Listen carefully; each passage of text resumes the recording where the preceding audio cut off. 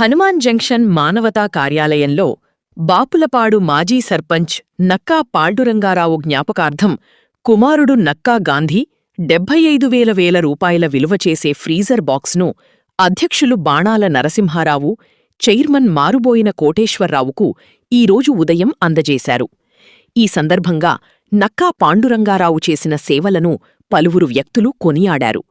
Freezer బాక్స్ను అందించినందుకు మానవతా chairman Maruboina Koteswararao దాతకు ధన్యవాదాలు తెలియజేశారు. ఈ కార్యక్రమంలో కన్వీనర్ గంటా సత్యనారాయణ, ట్రెజరర్ గంటా ఇందిరాదేవి, డైరెక్టర్లు కొట్నాని రామచంద్రరావు, వడ్డీ రాజేశ్వర్రావు, వేగిరెడ్డి సూర్యనారాయణ పాల్గొన్నారు. ఈ సందర్భంగా దాత నక్కా గాంధీని మానవతా స్వచ్ఛంద సేవా సంస్థ ఆధ్వర్యంలో ఘనంగా సన్మానించారు.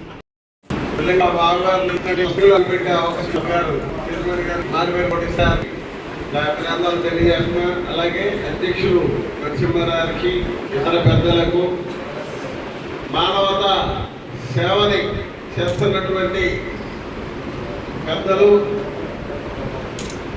చాలామంది సభ్యులు ఉన్నారు, వయసులో పెద్దవాళ్ళందరూ కూడా, వాళ్ళందరూ కూడా నేను నా పాదాభివందనాలు తెలియజేసుకుంటున్నాను. నేను ఎందుకు చెప్తున్నానంటే సేవ చేయడం అనేది చాలా గొప్ప విషయం. మీరు ఉద్యోగాలు చేశారు, రిటైర్ అయిపోయారు, కానీ ప్రజలకి ఏదో సేవ చేయాలి అనే దృక్పథంతో సంస్థల మానవతా సంస్థ నిర్మించినటువంటి రెడ్డి గారికి ఈ ఆలోచన ఎందుకు వచ్చిందో నాకైతే తెలియదు. కానీ నిజంగా పేద బడుగు బలహీన వర్గాలకి ఈ సేవ చాలా గొప్పది.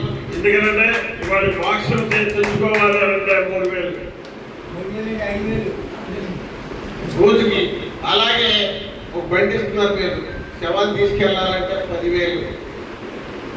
మీరు ఇచ్చేది ఊరికి ఆయిల్ వరకు 500 రూపాయలు ఆయిల్ వరకు. వీళ్ళకి సేవ చేయటం, అలాగే చదువుకునే బిడ్డలకి చాలామందికి ఆర్థిక సహాయాల్ని అందిస్తున్నటువంటి మీ సేవా సంస్థకు కానీ, మీ పెద్దలందరికి కానీ ఈ కార్యక్రమాలు చేస్తున్నందుకు నేను చాలా గొప్పగా మీ అందరికీ నేను ధన్యవాదాలు తెలియజేసుకుంటున్నాను. అలాగే ఇప్పటి వరకు మీరందరూ కూడా మా నాన్నగారి గురించి చాలా గొప్పగా పోడారు. వాస్తవం, మీరు పోడిన దాన్ని కూడా సగం పోడారు. నిజం చెప్పాలి అంటే నిత్యం పేదవాడి కోసం ఆలోచించేవాడు ఆయన. మా కోసం కూడా ఎప్పుడు ఆలోచించాలా. ఎప్పుడు ఎవరు వచ్చే వాళ్ళ కోసం కూర్చుని వాడు చెప్పింది పూర్తిగా వాడు నిజం చెబుతాడా అబద్ధం చెబుతాడా పరిశీలించే వరకు కాన్సన్ట్రేషన్ వాళ్ళ చేత పెట్టి, ఒకవేళ నిజం చెప్పలేదు అనుకుంటే వాయిదా వేసి రేపు రారా అని, ఎల్లుండి రారా అని కోర్టు చూశారు వాయిదాలు. అలా వేసి నిజం బయటకు వచ్చేదాకా విని ఆ తర్వాత జడ్జిమెంట్ చెప్పేవాడు. అంటే ఎంత టైం వెచ్చించేవాడు సామాన్యుడు కోసం. ఒక 3 వేళ్ళంతా వచ్చిందంటే అది నెలకు సెట్ అవ్వచ్చు, 10 రోజులు సెట్ అవ్వచ్చు, ఆ రోజే సెట్ అయిపోవచ్చు. ఎంతో నిజం మాట్లాడితే అంత ఓర్పుతో సహనంతో ఎంతోమంది పేద కుటుంబాలని భార్యాభర్తల్ని కలిపినటువంటి మహా గొప్ప జ్ఞాని తండ్రి గారు. అది వాస్తవం. ఇవాళ మేము ఎక్కడికి వెళ్ళినా ఎవరు నువ్వు అంటే పాండుగారు అబ్బాయి అని చెప్పుకోవడానికి గర్వపడతాం. ఇంట్లో అసలు మొహవడం లేదు. ఎందుకంటే ఆయన నుంచి ఎప్పుడు కూర్చున్నదంగా ఇవాళ తినడానికి లేదు అని వస్తే జేబు నుంచి 50, 100 తీసి రోజు 20 మంది వచ్చేవాడు. ఈ ఇవ్వటం అనే అలవాటు ఎందుకు అంటే తాగుతాడు కదా అంటే ఎవరా తినడానికి లేదు పోనివరా అన్నాడు. తర్వాత అరే నీకు తినడానికి లేదన్నావు, 5 కేజీ బియ్యం తీసుకెళ్ళా. ఇది నేను అప్పుడప్పుడు నేను తాగుతానికి కదా అడిగేది, ఎందుకు నేను వెళ్తున్నామని అన్నానండి. అరే 5 కేజీలు, 2 కేజీలు, 3 కేజీలు బియ్యం తీసుకెళ్ళి ఓడిపోయారు అనేవాడు. అలా పేదవాడికి సాయం చేయటం అంటే ఆయనకి మహానందం. ఉన్నా లేకపోయినా తన దగ్గర ఉన్న దాంట్లో నుంచి 10 రూపాయల దానం చేయడు. ఇప్పుడు కాదు ఇది ఉన్నది. ఆయన ముఠాపని చేసిన కాడించే ఉంది. ఆయన ముఠాపని 6 రోజుల్లో 50 రూపాయలు సంపాదించాడు అనుకోండి. ఇంటికి మా నాయనమ్మ దగ్గరికి వచ్చేటప్పటికి అది 20 రూపాయలు, 30 రూపాయలు మిగిలింది. మిగతా 20 వెళ్ళిపోయాయి. ఇది మా నాన్న 6 రోజుల నుంచే నాకు చెప్పేవాడు. ఆయన అమ్మ కుర్చీరమ్మలు కూర్చుని ఉండేవాడిని. ఆయన చెప్తా ఉండేవాడు. పాపం అప్పుడే దిగిపోతుంది 5 నిమిషాల్లో కూడా. అది నిలబడదు. వాళ్ళు కూడా జనం కూడా అలాగే ఆయన తిట్టినా భరించారు, తుమ్మినా భరించారు. ఆయన అంటే చచ్చిపోయిన రోజు ఊరికే జనానికి పాదిగారు చనిపోయాడు అని అంటే ఇన్ని వేల మంది వచ్చారు, ఆ ర్యాలీకి ఎంతమంది నిలబడ్డారో, ఆ భోజనాలకి ఎంతమంది కష్టపడి పనిచేశారు. మేము అడిగితే పనిచేయాలి, వాళ్ళందరూ కాదు స్వచ్ఛందంగా పనిచేశారు. ఇవన్నీ చూస్తే ఆయన చేసిన సేవ కుటుంబాలకి మరువలేంది. కాబట్టి ఏంటంటే ఆయన చేసిన సేవలో మేము ఇచ్చిన పేదల భాష పెద్ద గొప్పదేం కాదు.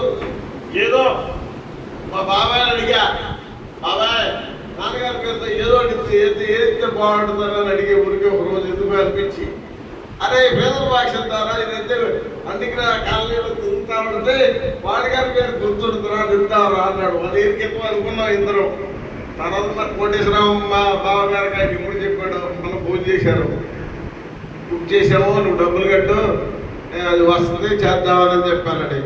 నేను ఇచ్చిన భాష పెద్ద గొప్పదేం కాదు, చాలా చిన్నది. మీరు చేసే సేవ ముందు మీరు చేసే సేవ సామాన్యమైనది కాదు. మీకులాగా చాలా మంది కోటేశ్వరరావు గారిని ఎప్పుడప్పుడు అడుగుతూ ఉంటా, బావా నువ్వు చేస్తున్నావు అందరినీ కలికలతో బ్రహ్మాండంగా ఉంది, ఈ సంస్థ దినదినాభివృద్ధి చెందాలి అని అంటే నీకులాగా బాగా మాట్లాడగలిగే వాళ్ళు ఒకరు తయారు చేయి, సంస్థ నిలబడింది. లేకపోతే నీతోనే వెళ్ళి ఆగిపోయిద్దామో. ఎందుకంటే ప్రతి పేదవాడికి ఉపయోగపడేదండి. ఎందుకంటే సత్య సామాన్యుడికి కూడా ఉపయోగపడేటువంటి సమస్య ఇది. దీన్ని అభివృద్ధి చేయవలసిన అవసరం ఆయనకి ఎంత ఉందో, ఆయన తర్వాత వారసులు కూడా మీ అందరూ కూడా అంతే ఉంది.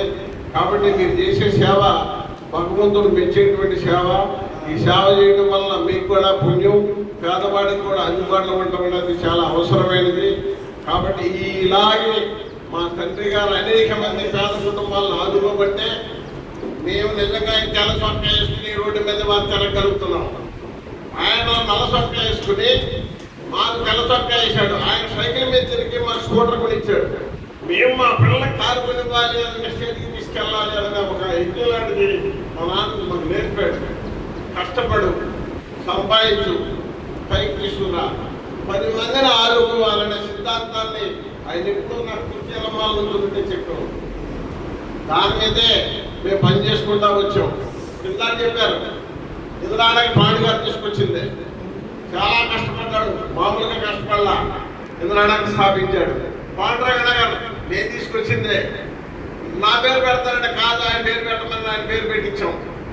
అలాగే బీసీ కాలేదు, కోటికి 2 మంది నాకు ఉంది, అది నేను తీసుకొచ్చిందే. ఇలా పేదవాడికి పనిచేయాలంటే అదొక ఆనందం. అది ప్రతి మనిషిలో రావాలి, వస్తే చైతన్యం వస్తుంది, చైతన్యవంతం అవుతుంది ఎప్పుడైనా సరే. అలాంటి అవకాశాన్ని ఇచ్చినటువంటి మీ అందరూ కూడా ధన్యవాదాలు తెలియజేసుకుంటూ, మా బావగారికి ప్రత్యేకమైన ధన్యవాదాలు తెలియజేసుకుంటాం.